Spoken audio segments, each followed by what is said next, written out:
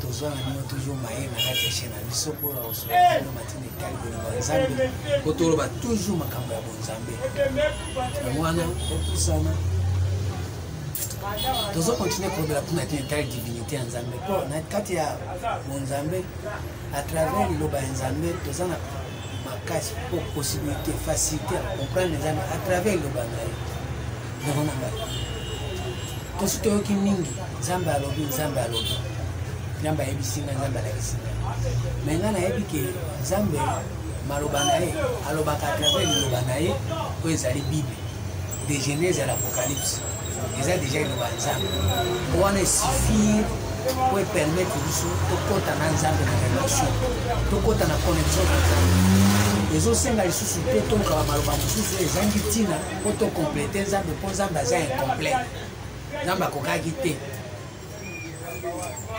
or bible ezolobisa yebisa biso nano na miniti oyo ke tolongola te tobakisa te na nini na makambo ya nzambe mais direction bato basalela yango te bakipaka yango te mais ozomona bato baobakisa mingimingi mpona alali na namuki nzambe soki alobi ya kolala kolamuka eza mpona yo eza mpona bato nyonso te mais mpona bato nyonso po balingi lobiko bakotania na kati ya liloba ya nzambe oyo eza bible de genèse à l'apocalypse wana nde liloba ya nzambe mais mpona yo mpo nzambe asala plaisir abimiselo mwa étoile asala mwa reflet moke pai nde ndoto loti wana eza reflet moke mais eza éternel te namba alobi likambo wana likambo wana mpe osali mpe osungami nango mpe eleki okomi na posa likambo mosusu mais oyo ya nzambe eza mpona bomoi ya seko mpona éternité jésus ayaki kopesa bato liloba ya bomoi ya seko Jean 3 verset 16 à 17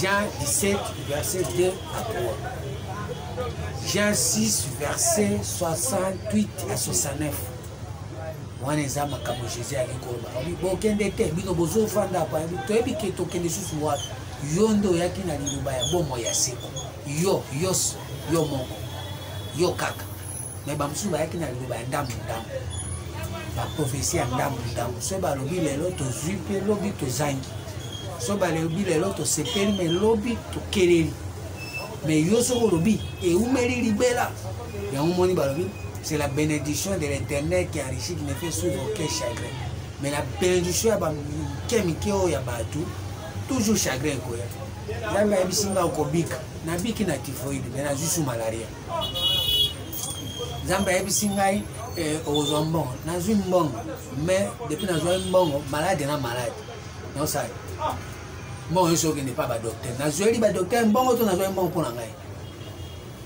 yango wana efu toluka nzambe nzambe tolobela mpona ntina etali divinité ya jésus nakanisa la fois passé tolobaki yango tokocontinue pamba te ebele ya bato lelo baoluka yesu na lolenge ebele entre temps tolobaki akuna ntina etali koyeba yesu koyeba na langage na ye epuis langage na ye eza code soki okoti na kati ya makambo ya nzambe soki oyoki kaka ndenge jésus azoba na ndenge ya langage code mokanda ya Jean 16 verset 29 elobi nini naotanga wana kombo na yesu kristo Jean 16 verset 29 yo mpe tanga bible na yo Jean 16 29 yo mpe tanga bible na yo elobi boye ses disciples lui dirent voici maintenant tu parles ouvertement et tu n'emploies aucun parabole. Matthieu 13, verset 34. Matthieu 13, verset 34. Le Bible. Jésus dit à la foule, Jésus dit à la foule toutes ces choses en parabole. Il ne lui parlait pas sans parabole.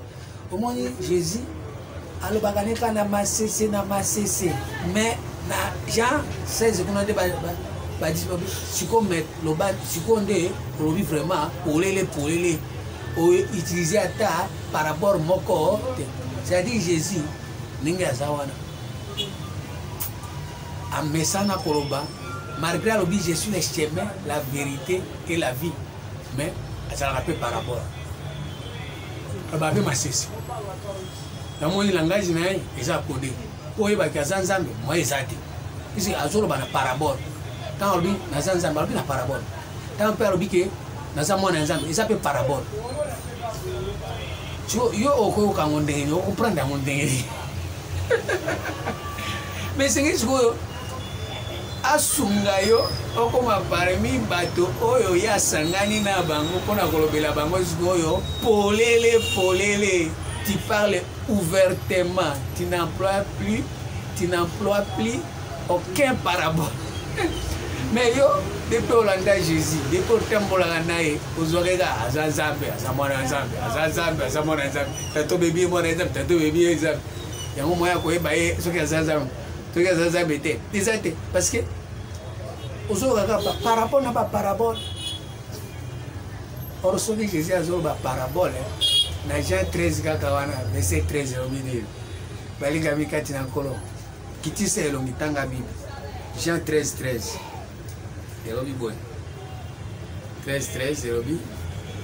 c'est pourquoi je leur parle en parabole parce que en voyant qu'ils ne voient pas.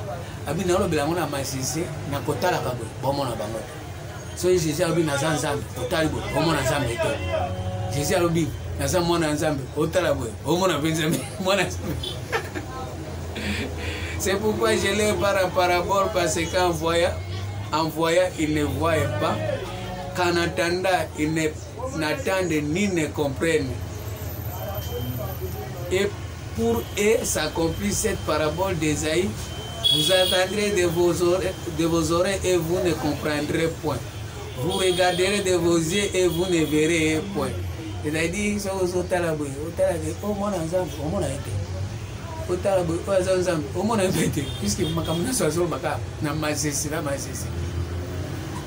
car le cœur de ce peuple est devenu insensible. Ils ont endurci leurs oreilles, ils ont fermé leurs yeux de peur qu'ils ne voient de leurs yeux, qu'ils n'attendent de leurs oreilles, qu'ils ne comprennent de leur cœur, qu'ils ne se convertissent, que je ne les guérisse. Moi, makambo eza makambo ya komona na koyoka po ete ozwa guérison ozobela maladie nini maladie aza nzambe aza mwana nzambe aza mwana nzambe badiscussion eza malade obela sikoyo makambo wana nyonso yesu nde asali yango po ani po azoloba masisi aloba na masisi po oyebaki aza na nzambe aloba na masisi po oyebaki aza mwana nzambe azoba mpe na masisi mais moyen comprendre ezali parce que oza aveugle matoyi ezoyoka te na motema no oyebi mpe eloko te yango ezosenga sikoyo po oyoka ifo bafungola litoyi po omona ifo bafungola miso. Jean 10 verset 21. Jean 10 verset 21. Zamba Soumayo Motoso comprendre. Jean 10 21. Maintenant on a compris Christ.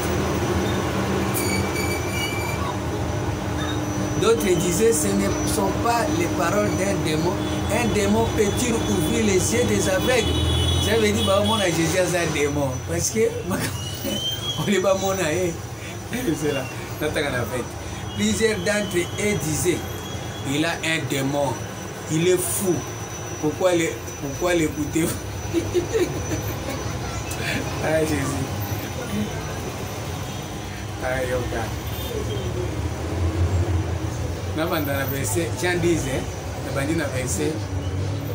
verset 16. J'ai encore d'autres bébés qui ne sont pas de cette bergerie. Celles-là, il faut que je les amène et l'attendront ma voix et il y aura un seul troupeau, un seul berger. Le Père même parce que je donnerai ma vie afin de la reprendre. Personne ne me l'ôte, mais je la donne de moi-même et j'ai le pouvoir de la donner et j'ai le pouvoir de la reprendre. Tel est l'ordre que j'ai reçu de mon Père. Ah, ma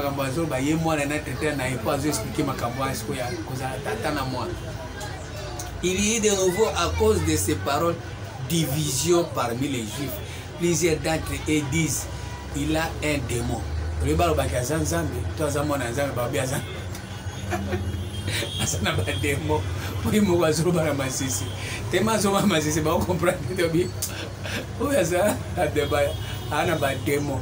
Oh ba démon na bangonde basana ngo. Moi ba comprendre Jésus ça te yango ba moni ba démon. Mais soko zaki mwana nzambe kati na bango azaki wana. Tanga comprendre makambo azo ba yango to zo ipsa bino. Faut pas ça là tout. Beaucoup mabana nzambe, beaucoup mabana nzambe ndenge soko na destin nayo. Pour soko na destin nayo ba démon bazate. Pour makambo ba démon ezate. Soki Jésus azoba alobaka clair. Mais soko zo na makambo ali banda nayo komona ba démon. Et au moins, dans Jean 6, verset 70, ce n'est pas moi qui vous ai choisi. Et l'un de vous est un démon. Voilà, Nani Simon et Nani Judas. Moi, on a vu un démon. Parce que Jésus peut apprendre un démon. Parce que Jésus a dit une parabole pour vivre un démon. Non, ce qui est un maison, on comprendre.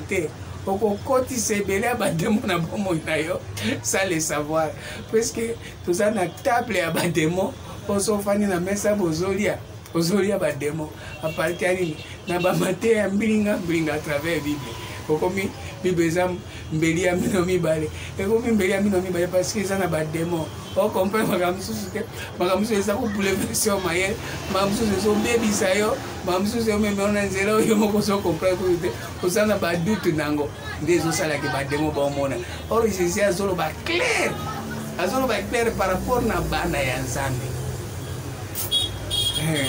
nazo se rapport nazo kango kitoko ko lekata to bino yo so ba zo la nanga ngango nazo so la ngo très bien. Plusieurs d'entre eux disent il a un démon, il est fou. Pourquoi l'écouter? Azali boma awande problème ya ko ba kazanzambe samona nzambe ba msuso azama boma. D'autres disent ce ne sont pas les démons ce ne sont pas les paroles d'un démoniaque. Un démoniaque peut-il ouvrir les yeux des aveugles? Ça veut dire na kati na bango ezali na batu msusu bazoko mona te. Bazo mona te ndeni bazai ko mona te par rapport à liboso bazai na première alliance na deuxième alliance bazo mona te wa na kati na bango mais bazako mona libanda mais ezana ba mususu ko tango atali bo makambo Jésus azo bazo makambo libanda te azo ba makambo ya kati so tango ba koti na kati na bango moko bazo comprendre miso fungwami Esaïe 26 verset 9. D'autres disent ce ne sont pas les paroles d'un démoniaque. Un démoniaque peut-il ouvrir les yeux des aveugles? Esaïe 26 verset 9. Jésus soit le coup papa na bonzambe na yo ça bien. Verset 9. Mon âme te désire pendant la nuit. Ce qui vous tuez âme na ngai esprit na mpe âme to mutaza composer na esprit na âme na corps abisiko soki butu eye soki ignorance eye soki na mona clarté âme na ngai maloba na ngai celui qui garde sa bouche vers à son âme celui qui veille sur sa bouche garde son âme maloba na ngai na butu ta una ngina loba makambo na ebite dia yoba ta una ngina loba makambo na ebite. Mon âme te cherche pendant la nuit et mon esprit te cherche au-dedans de moi. Mon esprit na âme ezolukanani Yesu wa na kati. Moi soki bafungoli miso ya kati okoloba ke aza démonté. Mais soki ozoluka Jésus na libanda aza na ba démon ebele. Ça veut dire ça makambo ya Yesu aza nzambe aza mwana nzambe ozoluka omona mutu moko boye aye kuna na robe ya pembe mulai alati batoshi do binzambe yiwana. Aza mwana ya nzambe olingo mona bébé moko boye nde azoya ba memelo batie na crèche batie na liboso ya église kuna batie mwa ba minda étoile yosko olingo mona wana nde ozo mona nini libanda nayo ya mosiko tango Jésus azoba makambo akati ba toyo ba juif ba otala libanda ba mona makambo akati na libanda ezoko kanate ba bengi azana ba démon parce que bango ba juif ba oyo kai na parabole na masese mais soki moto afungoli miso ya kati ayoki kati na ye ndako bake Jésus ana demo te mais azoba ya solo puisque na kati soki otali Jésus azalaka libanda te. Paul azoba mes enfants pour qui j'éprouve de nouveau les douleurs de l'enfantement jusqu'à ce que Christ soit formé en vous. Galates 4 verset 6. Yo moto yoka nayebi te soki nzambe alingi yo makasi vraiment mais sozoyoka te mawa na yo. Galates 4 verset 6. Et parce que vous êtes fils, Dieu a envoyé dans nos cœurs l'esprit de son fils. Ça veut dire Jésus na kati.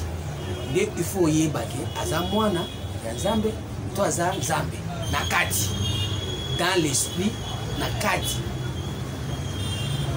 Et parce que vous êtes fils, Dieu a envoyé dans nos cœurs l'esprit de son fils, lequel écrit à Abba Père. Esprit nzambe ezali na kati ya mutu. Ezaka libanda te. Même nzambe ezaka libanda te. Jean 14 verset 23. Jean 14 verset 23. Yo pe molinga mi kati na nkolo tanga. Jean 14 23 deuxième verset.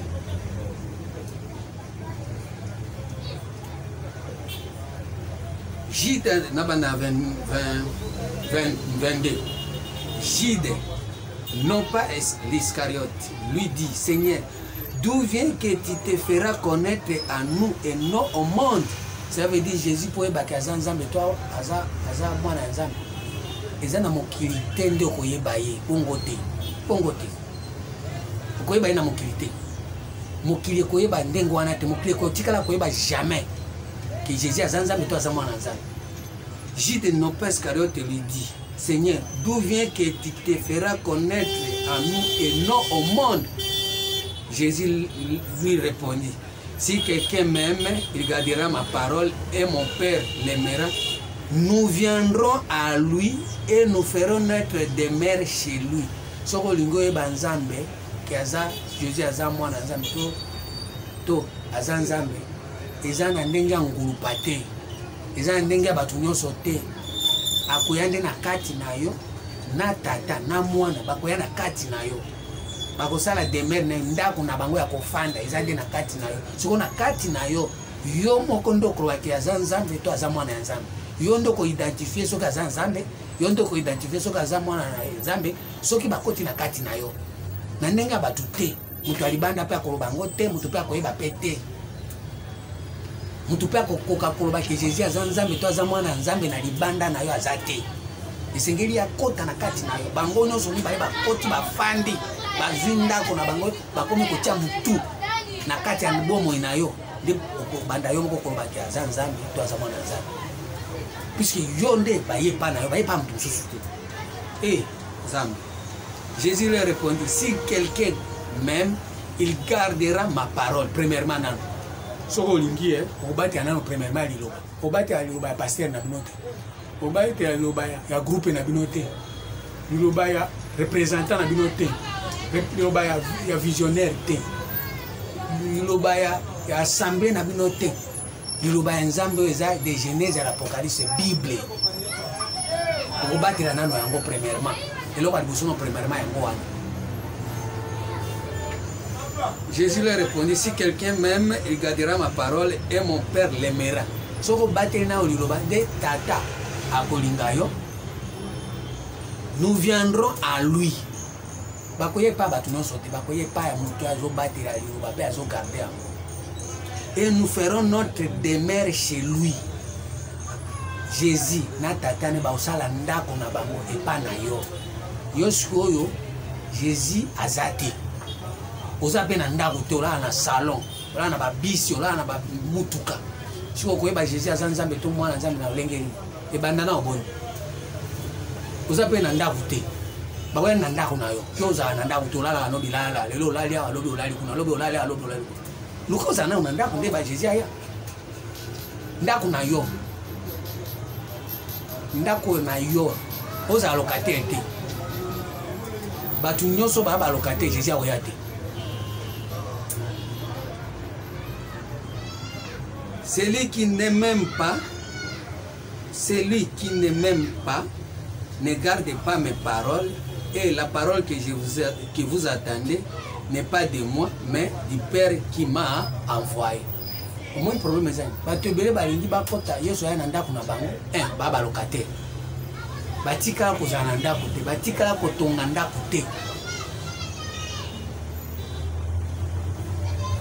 Batika ko tiata brique moko na kati anda kote.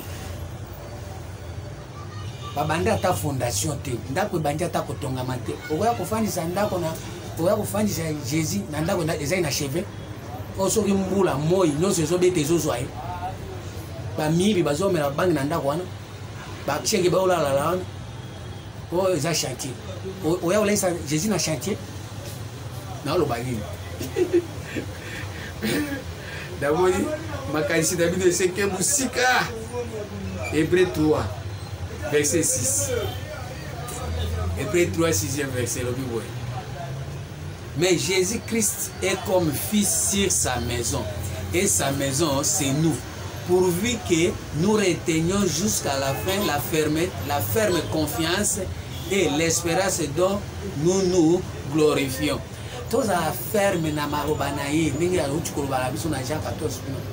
Ceux tous au bâtir, tous à la fière ferme na makamboana, fière premièrement que tous Jésus aza invité na ndako na biso. Et puis tous à la bandaku, tous garder makamboana, tous à la fermeté na makamboana. Mais Christ est comme fils sur sa maison. Dès à ce moment-là, il y a comme moana na kati ndako wana. Moana ça veut dire quoi? Makambo nyonso ya bitinda kolinga esalema mwana za wana zo sala. Fils ya zo sala. Ça veut dire ozomona ke ba besoin nyonso ya nzambe kati na bomoi nayo eza commandé nzambe soki alobi bwebo ezokokisama na bomoi nayo par rapport na bomoi nayo na comportement nayo. Ezoteke Jésus andako nayo yo moko za moyibi, yo moko za mutu akuta, yo moko za mutu alolendo, yo moko mutu za songi mutema mabe mutema likunya olingi baninga bazwa te nde olobi Yesu azana ndako nanga. Non. Oza ndako te. Ba mibi ba mutema mabe ezokota partout na fenêtre, ezokota na kutu porte za polele ki moyibi ezokota obimi pe oyibi. Lokute ye koti ekuti ata porte te okangi porte te. Kande ye koti ekuti ozaka kandengwana.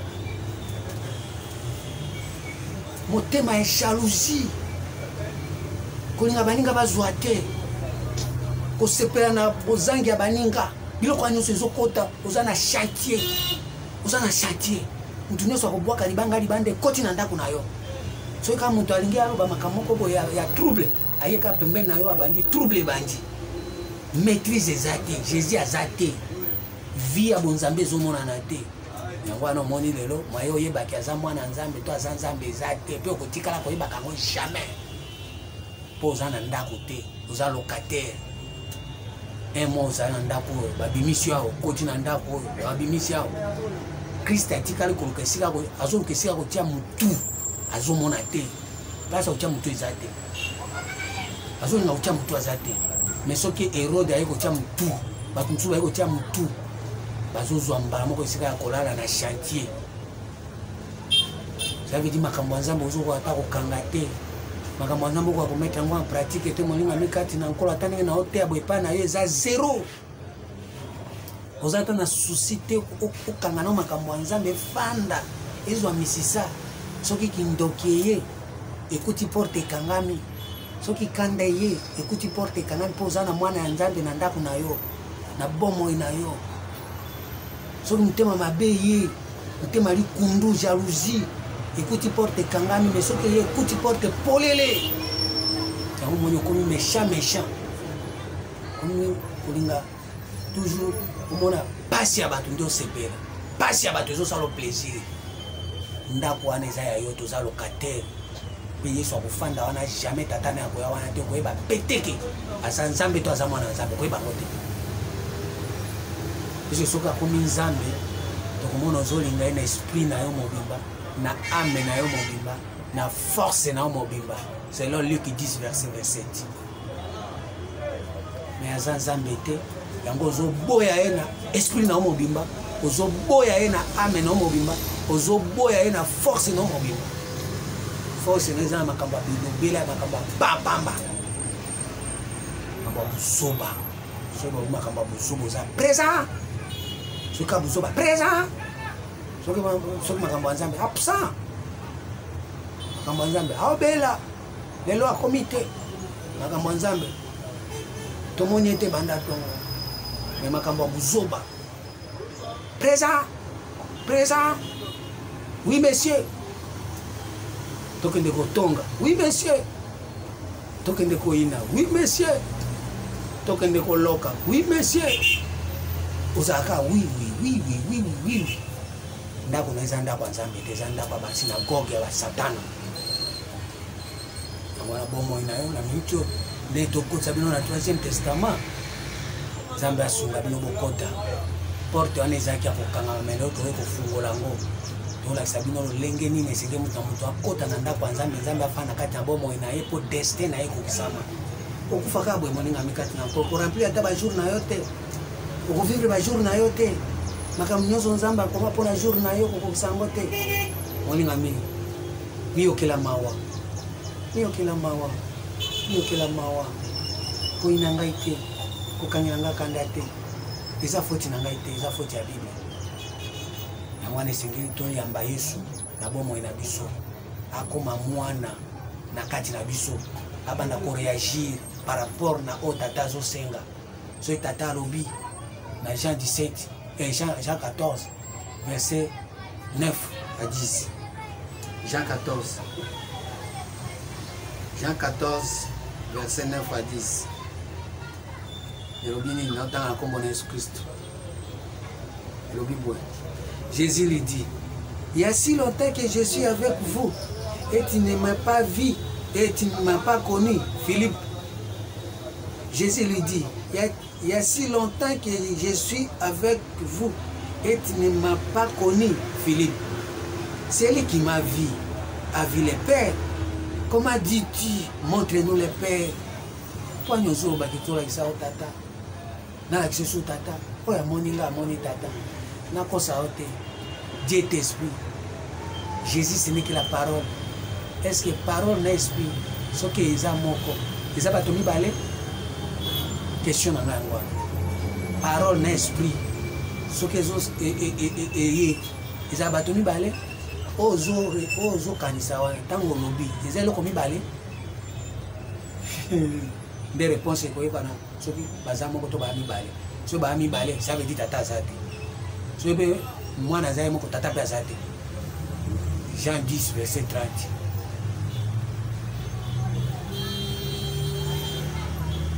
Jean 10 30. Elobi bon. Zanga ite Bible ndezoba. Moi et le Père nous sommes un. Moi et le Père nous sommes un. Jean 10 verset 30. Jean 17 verset 26. Jean 17 verset 26. Elobi bon.